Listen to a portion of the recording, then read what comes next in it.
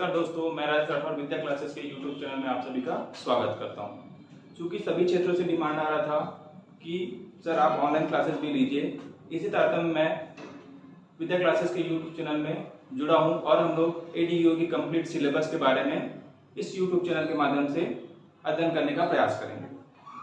तो आज हम लोग देखते हैं एडीओ का सिलेबस, जो पाठ्यक्रम है वो क्या क्या है। तो एडीओ के पाठ्यक्रम में जैसा कि आप लोग जानते हैं, सबसे पहले आप क्या आता है छत्तीसगढ़। छत्तीसगढ़ कितने नंबर का है? 30 नंबर का। ठीक है, छत्तीसगढ़ कितने नंबर का आएगा? 30 नंबर का आएगा। छत्तीसगढ़ जनरल नॉलेज संबंधित प्रश्न आएंगे, क्योंकि लेकिन ये 30 नंबर का हो सकता है डीपली पूछे, इसलिए आपको थोड़ा अच्छे से इसको करना है। इसके बाद दूसरा आता है हिंदी। क्या है? हिंदी। हिंदी कितने नंबर का आएगा? 30 नंबर का। तो हिंदी जो है 30 नंबर का आएगा। हिंदी मीडियम वाले के लिए थोड़ा अच्छा है, इंग्लिश मीडियम वाले भी इसमें अप्रोच करके अच्छा नंबर ला सकते हैं। हिंदी मीडियम वाले कृपया करके आप लोग को महारथी न समझे, इसको और अच्छे से करने की कोशिश करें ताकि कोई प्रश्न आपसे ना छूटे। ठीक है, अब ये जो है 30 नंबर का है। उसके बाद आपका आ जाता है पंचायती राज। तीसरा पोर्शन क्या है? पंचायती राज। ये कितने नंबर का आएगा? 30 नंबर का आएगा। पंचायती राज के बाद क्या आ जाता है आपका? ग्रामीण विकास। ग्रामीण विकास, ठीक है, ग्रामीण विकास 30 नंबर का। इसके बाद क्या आ जाता है? आजीविका। ये कितने नंबर का आएगा? 30 नंबर। तो टोटल 150 नंबर के प्रश्न आने हैं। व्यापम के द्वारा इसका एग्जाम लिया जाएगा और ऑब्जेक्टिव जो है फॉर्म में रहेगा। ये 4 आपको ऑब्जेक्टिव रहेंगे, क्वेश्चन रहेगा, उसका आपको सही आंसर लगाना है और उसमें जो है 1/4 आपका माइनस मार्किंग भी रहेगा। ठीक है, तो इसी तारतम्य में थोड़ा सा हम लोग देखते हैं ये जो 3 जो पोर्शन है, मतलब हिंदी, छत्तीसगढ़ और पंचायती राज। तो छत्तीसगढ़ जो है आप सभी पढ़ रहे हैं, सभी एग्जाम में, चाहे वो टेट हो, प्यून का एग्जाम हो, सीजीपीएससी प्री हो या पटवारी हो, या जो भी आने वाले जो एग्जाम है उसमें आप लोग छत्तीसगढ़ पढ़ते ही हैं। ठीक है, तो छत्तीसगढ़ आप लोग सभी इसमें पढ़ रहे हैं, कवर कर रहे हैं, कोई दिक्कत नहीं है। हिंदी को आप लोग किसी सिलेबस में पढ़ते ही हैं। ठीक है, तो हिंदी को भी अच्छे से कीजिए। इसके लिए मैं बुक्स वगैरह बता दूंगा, इसको करना है आपको। साथ ही साथ पंचायती राज को किसी ना किसी फॉर्म में पढ़ रहे होगे और नहीं पढ़ रहे होगे, पंचायती राज को हम लोग कवर करने का कोशिश करेंगे। ठीक है, पंचायती राज। इसके बाद जो है ग्रामीण विकास। तो ग्रामीण विकास में सबसे इंपॉर्टेंट है इसमें योजना, जैसे मनरेगा, राष्ट्रीय ग्रामीण आजीविका मिशन, NRLM। ठीक है, इसके बाद नवीनतम योजना है राजीव युवा मितान क्लब, नरवा गरवा घुरवा बाड़ी। ठीक है, तो ये जो है इंपॉर्टेंट योजना, ये पुरानी योजना, ये नवीनतम योजना, इनको भी देखेंगे। नवीनतम योजना से निश्चित तौर पे छत्तीसगढ़ के जो नवीनतम ग्रामीण क्षेत्र में बहुत सारी योजनाएं हैं उससे संबंधित प्रश्न आएंगे ही आएंगे, तो नवीनतम योजनाओं को भी हम लोग देखेंगे। इसके बाद आजीविका में हम लोग हरित क्रांति, श्वेत क्रांति, बैंकों की भूमिका, सहकारी आंदोलन, सहकारिता, है ना, उसमें स्व सहायता समूह, ये सब के बारे में कवर करेंगे। तो आजीविका और ग्रामीण विकास, ये दोनों पोर्शन, इसको जिसने अच्छे से कर लिया एडीओ में सफल होना उसका निश्चित है, क्योंकि बाकी को 3 सिलेबस जो है वो सभी करेंगे।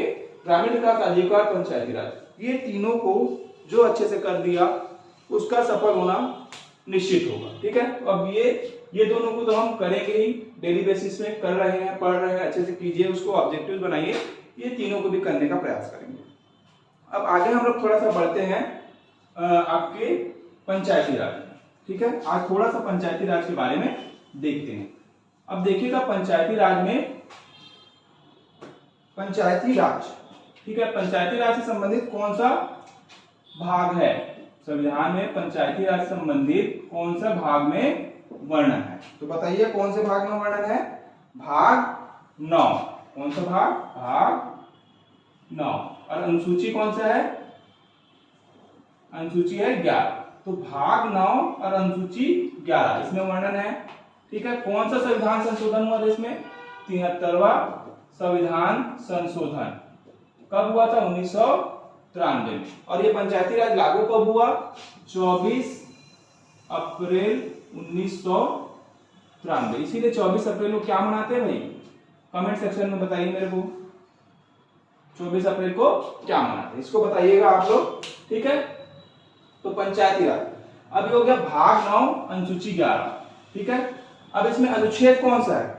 पंचायती राज संबंधित कौन सा अनुच्छेद है? अनुच्छेद 243 243 अनुच्छेद कौन सा है?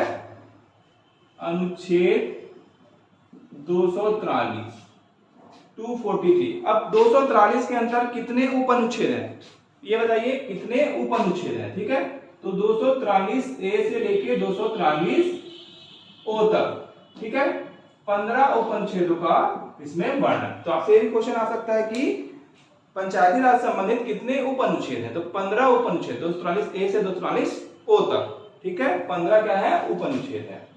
तो ये 15 उप अनुच्छेद से प्रश्न आते हैं, एक या दो क्वेश्चन इससे बनेंगे, चाहे वो एडीओ हो चाहे और कोई भी आपका एग्जाम हो। तो इसको हम लोग बहुत ही शॉर्ट तरीके से कैसे याद करेंगे उसको आज देखते हैं, ठीक है। तो सबसे पहले देखते हैं 243 ए।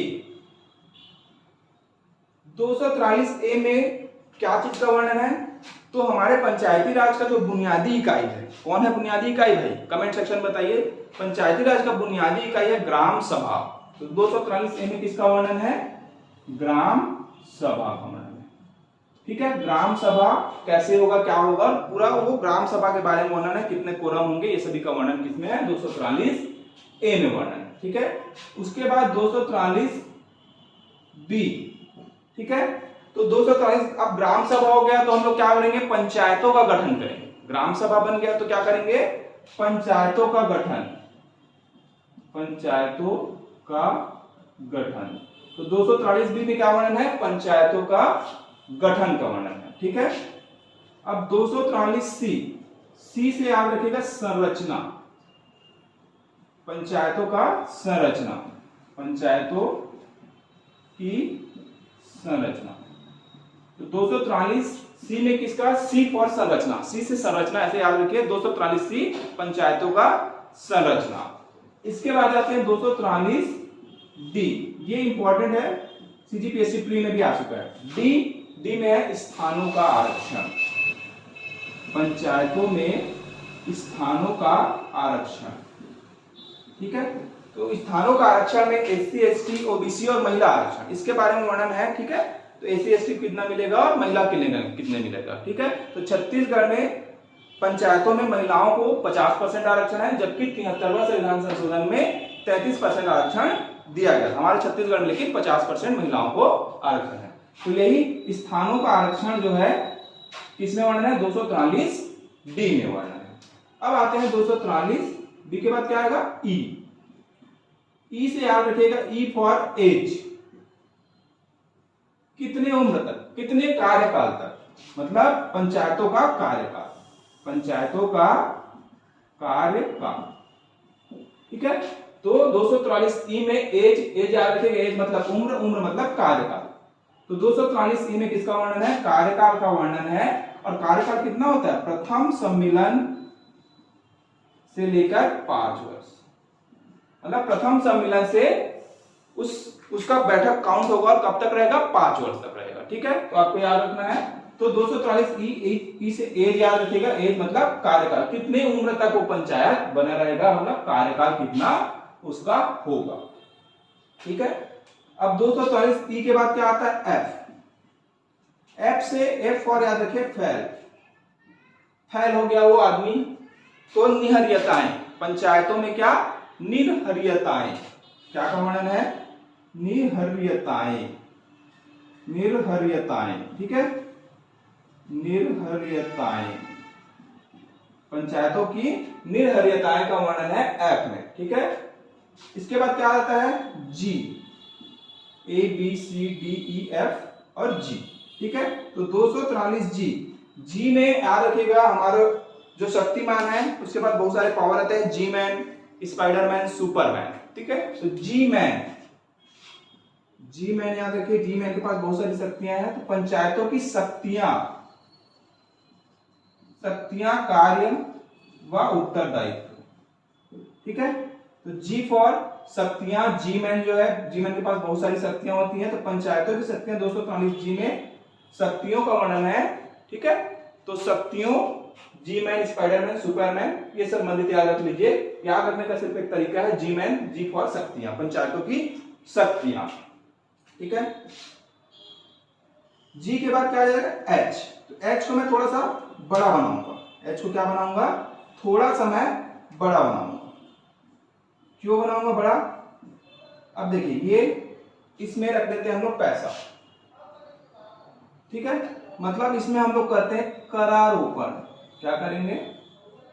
कर को आरोपित करेंगे, करारोपण करेंगे, यहाँ पे पैसा रख देंगे, ठीक है। कर रख देंगे अलमीरा में, अलमीरा का सामान दिख रहा है, देखिए एच जो है, तो करारोपण, कर को रख देंगे एच पे, ठीक है। ये हो गया।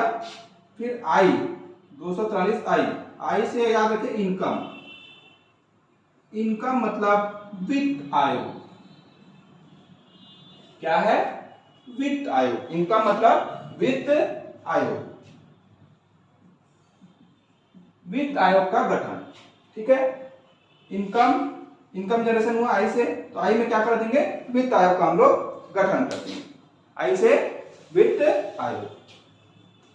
इसके बाद आता है जे, जे में क्या करवाना है? समपरीक्षा, समपरीक्षा, जे में समपरीक्षा।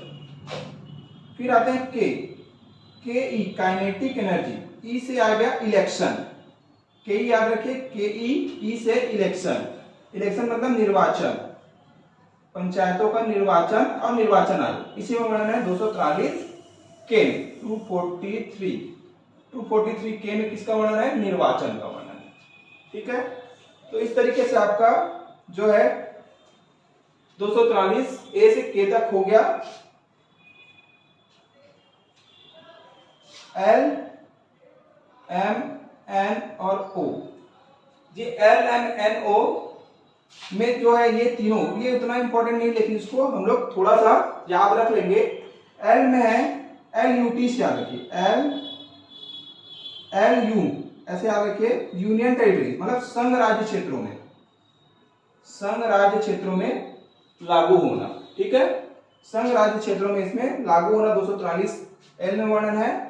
और कतिपय क्षेत्रों में लागू ना होना, कतिपय क्षेत्रों में लागू ना होना, कतिपय क्षेत्रों में लागू ना होना, ये एम में वर्णन है। और पंचायती राज की सामान्य विधियों का बना रहना, सामान्य विधियों का बना रहना, ये एन में वर्णन है। और ओ को आप काट दीजिएगा, ओ में कोई भी अंदर नहीं प्रवेश कर सकता, तो न्यायालय के हस्तक्षेप का वर्जन, न्यायालय हस्तक्षेप का वर्जन, मतलब इसमें देखिए ओ में कोई भी अंदर नहीं जा सकता, या अंदर है तो बाहर नहीं आ सकता, तो न्यायालय इसमें हस्तक्षेप नहीं कर सकेगा। इसका वर्णन है 243 ओ में, ठीक है। तो एक बार हम लोग रिवाइज कर देते हैं पंचायती राज संबंधित प्रमुख 15 उपनिषेधों को। क्लियर है? तो चलिए एक बार रिवाइज करते हैं। आप लोग को बहुत आसानी से याद हो जाएगा, बहुत हेडेक नहीं लेना है, बस इसको थोड़ा सा रनिंग मोड में और थोड़ा सा समझ लेना, ठीक है। तो 243 पंचायती राज का वर्णन कौन से भाग में है? भाग 9, अनुसूची 11, अनुच्छेद 243, ठीक है। इसमें 15 क्या है? उपअनुच्छेद, 243 ए से 243 ओ तक। क्लियर है? अब 243 ए, 243 ए में क्या है? ग्राम सभा। सबसे पहले हमारे पंचायती राज का बुनियादी इकाई क्या है? ग्राम सभा, तो इसीलिए इसका सबसे पहले वर्णन कर दिया गया। तो 243 ए में क्या है? ग्राम सभा, तो 243 ए ग्राम सभा। फिर 243 बी ग्राम सभा हो गया, तो हम लोग क्या करेंगे भाई? पंचायतों का क्या करेंगे? गठन करेंगे। तो 243 बी में क्या हो गया? पंचायतों का गठन। फिर 243 सी में क्या करेंगे? सी से संरचना, सी से सा से संरचना, ऐसे याद रखिए, सी से संरचना। 243 सी में क्या है? पंचायतों का संरचना। फिर 243 डी, डी में क्या है? बहुत ही इंपॉर्टेंट है, स्थानों का आरक्षण। क्या है? स्थानों का आरक्षण। इसमें एससी, एसटी, ओबीसी, महिला कितना आरक्षित करेंगे, इसका वर्णन है। फिर 243 ई, ई से याद रखिएगा आप एज, एज मतलब क्या होता है? उम्र, उम्र मतलब क्या होता है? कार्यकाल।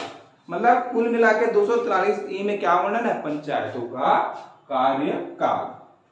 इसके बाद एफ, एफ से फेलियर, फैल आदमी, ये याद रखिए। तो निर्हरियताएं, पंचायतों संबंधित निर्हरियताएं का वर्णन किसमें है? 243 एफ में। और जी मैन को याद कर लीजिएगा, जी मैन सुपर स्पाइडरमैन को, इसमें पंचायतों की शक्तियां, कार्य व उत्तरदायित्व वर्णन है। पंचायतों की शक्तियां याद रखिए, जी मैन से शक्तियां। अब एच में देखिए, यहाँ पे हम लोग क्या रख देंगे? वित्त रख देंगे, मतलब करारोपण करेंगे। एच में क्या कर देंगे? यहाँ पे पैसा रख देंगे, करारोपण करेंगे, ठीक है। फिर आई से याद रखिएगा इनकम, इनकम मतलब वित्त आयोग। तो 243 आई में क्या वर्णन है? वित्त आयोग का वर्णन है। फिर जे से याद रखिएगा संपरीक्षा। फिर 244 के ई याद रखिएगा काइनेटिक एनर्जी। ई से इलेक्शन, ठीक है, निर्वाचन, निर्वाचन आयोग, पंचायतों का निर्वाचन। फिर एल में याद रखिएगा संघ राज्य क्षेत्रों में लागू होना। एम में याद रखिएगा कतिपय क्षेत्रों में इसका लागू ना होना। और एन में याद रखिएगा इसका जो है आपके पंचायती राज का बना रहना, सामान्य विधियों का बना रहना। और लास्ट आपका ओ याद रखिएगा, ओ पूछ सकता है, ओ में अंदर बाहर नहीं जा सकते, मतलब न्यायालय के हस्तक्षेप का इसमें वर्णन है। पंचायती राज संबंधी जो भी मुद्दे होंगे उसको हम न्यायालय में लेकर नहीं जाएंगे, न्यायालय में हस्तक्षेप का उसका वर्णन है। ये आपका 243 ओ में वर्णित है। इस तरीके से हम लोग बहुत ही शॉर्ट तरीके से 15 उपअनुच्छेद को याद कर लिए। इस वीडियो को आप एक दो बार देखेंगे तो आपको बहुत अच्छी तरीके से ये याद हो जाएगा, ठीक है। तो नेक्स्ट हम लोग क्लास में इसके बाद पंचायती राज से संबंधित कुछ अन्य तथ्य या ग्रामीण विकास के कुछ प्रमुख योजनाएं और आजीविका से कुछ प्रमुख चीजों को मैं लेकर आऊंगा, जो परीक्षा के दृष्टिकोण से बहुत ही आपके लिए इंपॉर्टेंट और लाभदायक होगा। आप लोग का बहुत बहुत धन्यवाद, आप सभी का बहुत बहुत धन्यवाद।